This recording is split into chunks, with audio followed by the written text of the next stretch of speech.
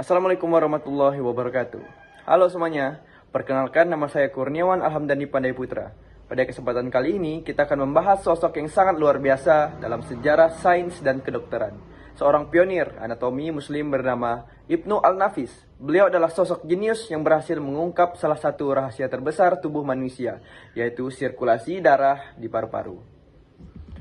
Mari kita kenal beliau lebih dekat. Memiliki nama lengkap Ala al-Din Abu Al-Hasan Ali ibnu Abi Al-Hazam Al-Qursi Al-Dimaski. Beliau lahir di Damaskus, Suriah pada sekitar tahun 1210 Masehi. Beliau mendedikasikan hidupnya pada bidang fisiologi jantung dan anatomi. Beliau sangat produktif dan menulis ratusan volume buku kedokteran. 3 karya beliau yang paling monumental antara lain Syarh Tasrih Al-Qanun, Al-Mujaz fil Al-Tib, dan Kitab Al-Samil. Lalu, apa penemuan terbesar beliau? Pada masa itu, dunia kedokteran sangat mempercayai teori Galen. Seorang dokter Yunani kuno, Galen mengklaim bahwa darah mengalir dari bilik kanan jantung langsung ke bilik kiri melalui lubang-lubang kecil yang tak kasat mata di dinding pemisah jantung. Namun, Ibnu Al-Nafis hadir sebagai kritikus yang berani. Melalui pembedahan dan observasi anatomi yang sangat teliti, beliau mematahkan teori Galen. Ibnu Al-Nafis menjelaskan bahwa dinding pemisah antara bilik jantung itu solid, tidak ada lubang sama sekali. Darah dari bilik kanan jantung harus dipompa terlebih dahulu ke paru-paru melalui arteri pulmonalis. Di paru-parulah darah ini bercampur dengan udara, membuang karbon dioksida dan mengikat oksigen. Setelah menjadi darah bersih yang kaya oksigen, darah tersebut baru dikembalikan ke bilik kiri jantung melalui vena pulmonalis untuk disebarkan ke seluruh tubuh. Pertanyaannya sekarang, apakah teori yang ditemukan pada abad ke-13 ini masih relevan? Jawabannya ya, sepenuhnya relevan, dan masih digunakan hingga detik ini dalam sains modern. Penemuan sirkulasi pulmonal atau sirkulasi paru oleh Ibnu Al-Nafis adalah pondasi utama dari kardiologi dan fisiologi pernapasan yang dipelajari oleh seluruh mahasiswa kedokteran di dunia saat ini. Konsep dasar perpindahan oksigen dan karbon dioksida di paru-paru yang beliau jelaskan adalah dasar dari berbagai prosedur medis modern, melalui resusitasi jantung paru atau CPR, penanganan penyakit pernapasan hingga operasi bedah jantung yang kompleks. Ibnu Al-Nafis membuktikan bahwa umat Islam memiliki kontribusi yang sangat besar dalam membangun pondasi sains dan kedokteran modern yang kita nikmati sampai hari ini.